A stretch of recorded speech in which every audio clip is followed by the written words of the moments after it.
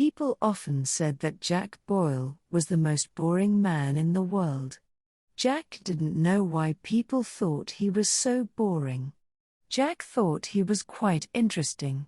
After all, he collected stamps. What could be more interesting than stamps? It was true that he didn't have any other hobbies or interests, but that didn't matter for Jack. He had his job, after all. He had a very interesting job. At least Jack thought it was interesting. Everybody else said that his job was boring. But he was an accountant. Why do people think that accountants are boring? Thought Jack. Jack thought his job was fascinating.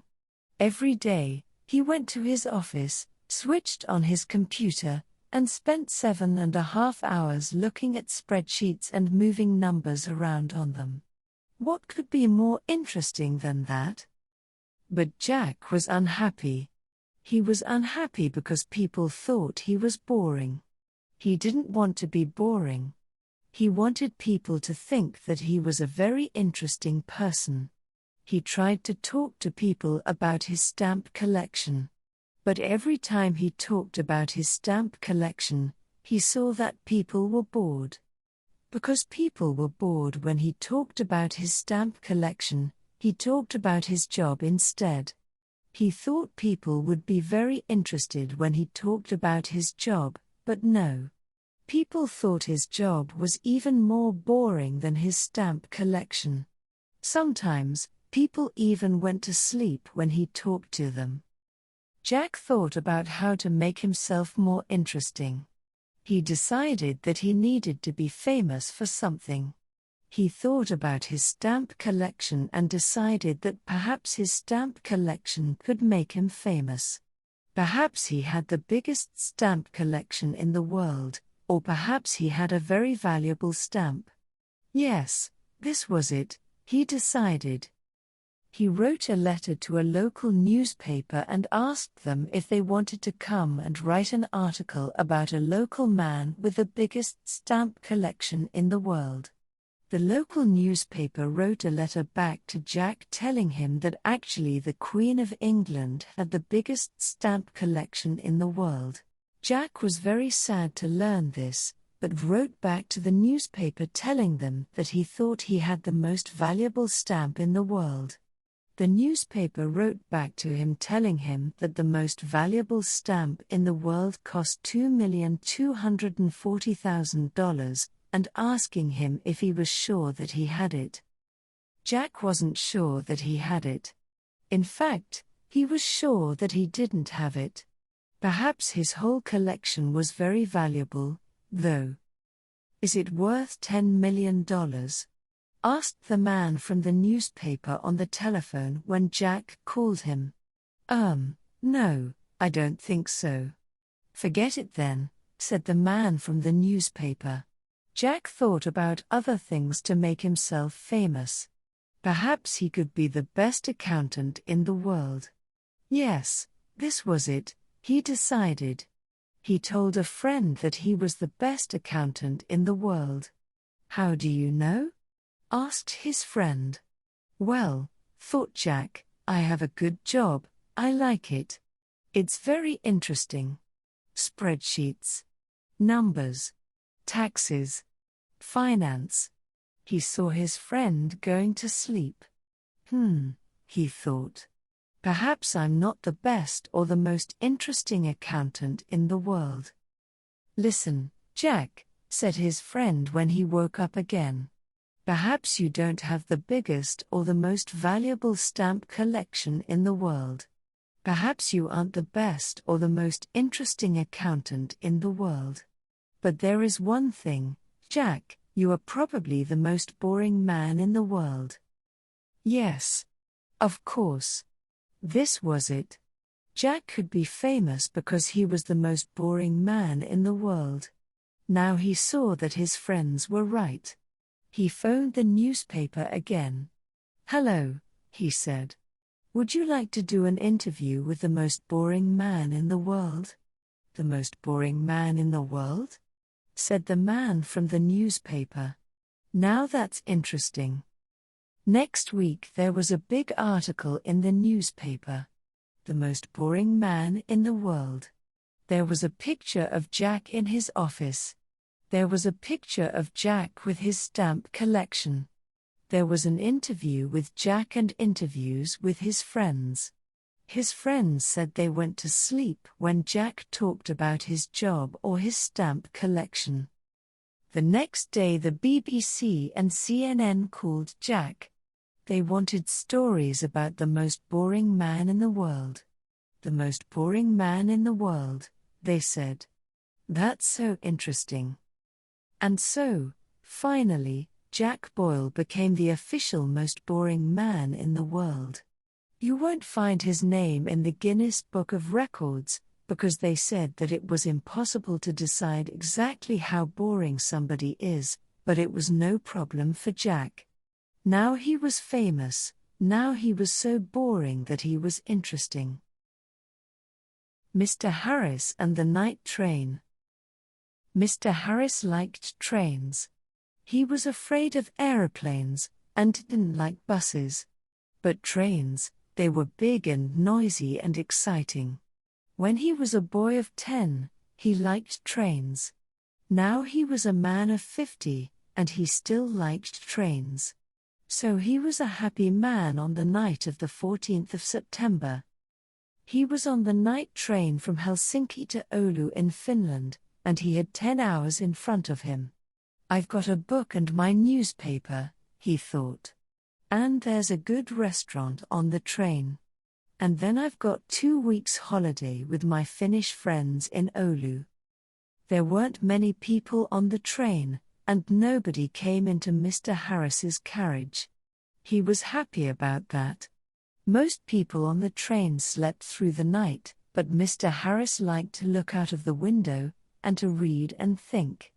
After dinner in the restaurant, Mr. Harris came back to his carriage, and sat in his seat next to the window. For an hour or two he watched the trees and lakes of Finland out of the window. Then it began to get dark, so he opened his book, and began to read. At midnight the train stopped at the small station of Ottava. Mr. Harris looked out of the window, but he saw nobody. The train moved away from the station, into the black night again. Then the door of Mr. Harris's carriage opened, and 2 people came in. A young man and a young woman. The young woman was angry. She closed the door and shouted at the man, "Carl, you can't do this to me." The young man laughed loudly and sat down. Mr. Harris was a small, quiet man. He wore quiet clothes, and he had a quiet voice.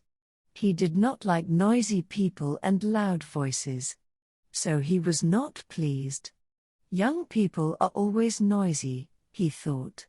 Why can't they talk quietly? He put his book down and closed his eyes. But he could not sleep because the 2 young people didn't stop talking.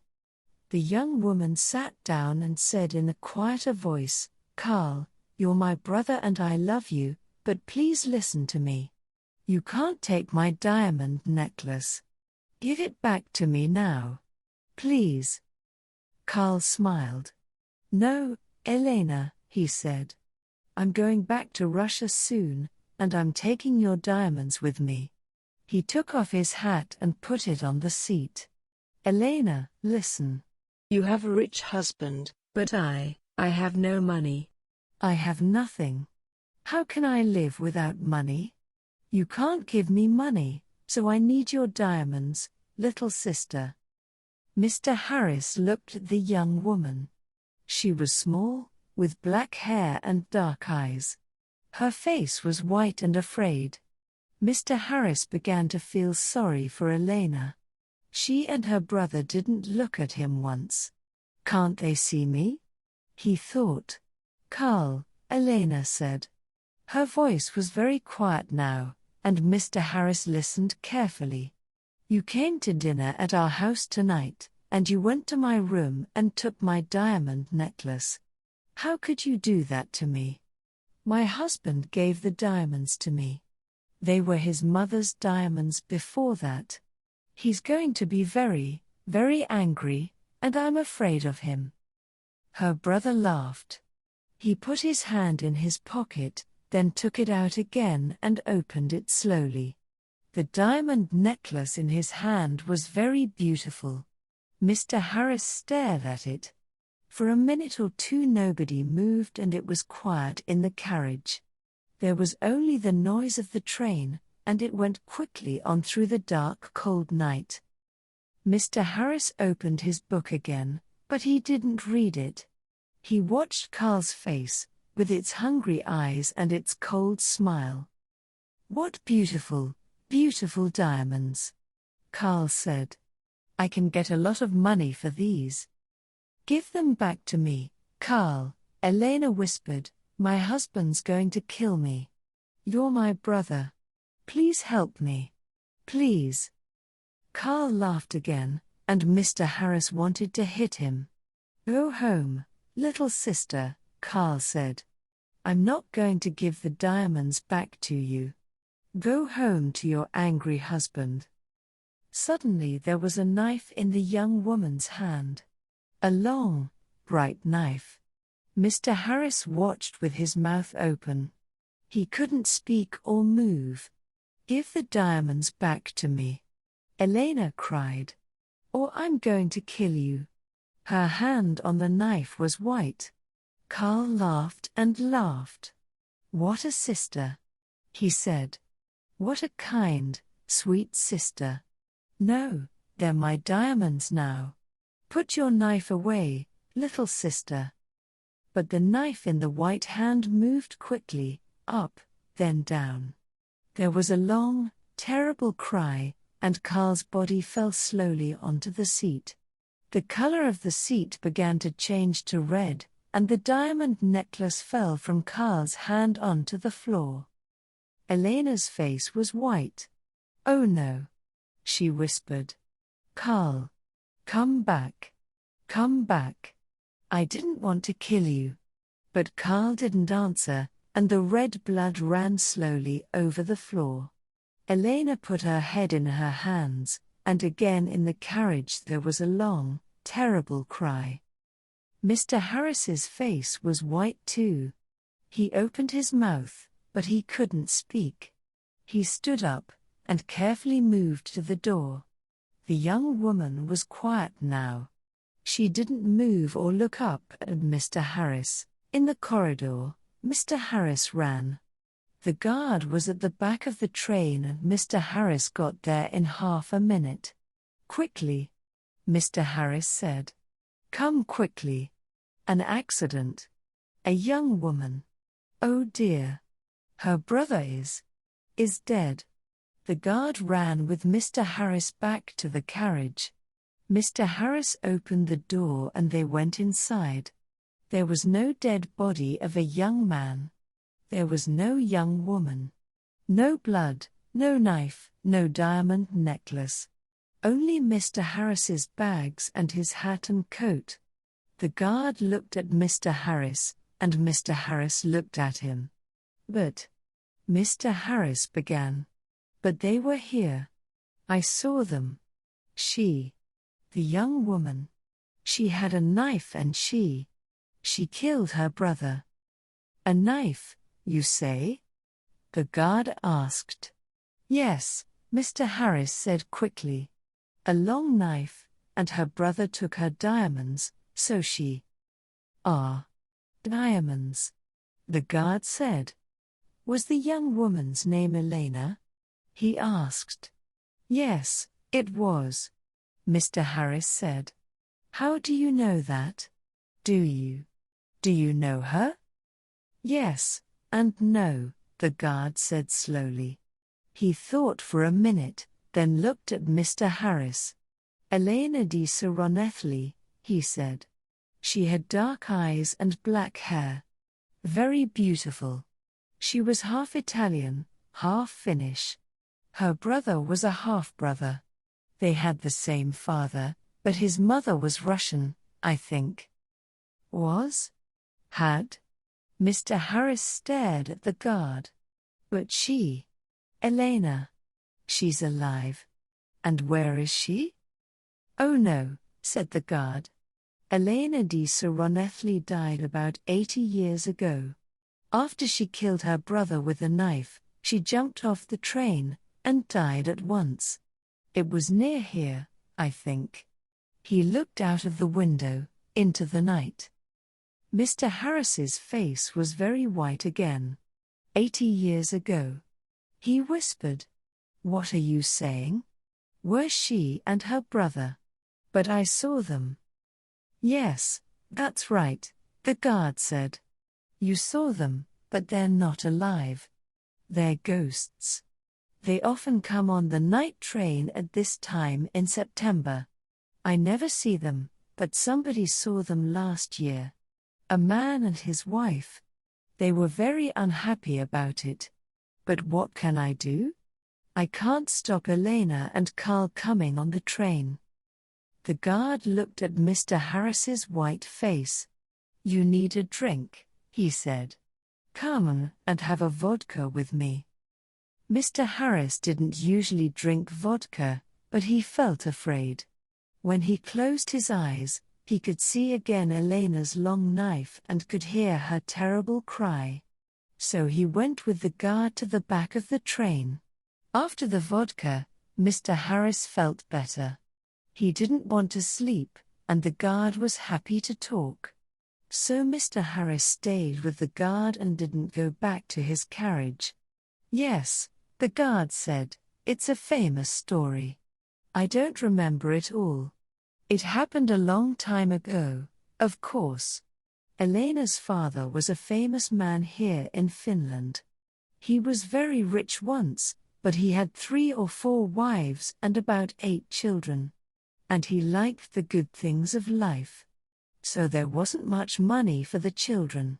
Carl, the oldest son, was a bad man, people say. He wanted an easy life, and money in his hand all the time. The train hurried on to Oulu through the black night, and the guard drank some more vodka. Now, Elena, he said. She didn't have an easy life with those 3 difficult men, her father, her brother, her husband. One year she visited her mother's family in Italy, and there she met her husband, di Saronethli. He was rich, but he wasn't a kind man. They came back to Finland, and Carl often visited their house. He wanted money from his sister's rich husband. Elena loved her brother, and gave him some money. But di Saronethli didn't like Carl and was angry with Elena. He stopped giving her money, and after that. Well, you know the story now. Yes, Mr. Harris said. Poor, unhappy Elena. Mr. Harris stayed with his friends in Oulu for 2 weeks. They were quiet weeks, and Mr. Harris had a good holiday.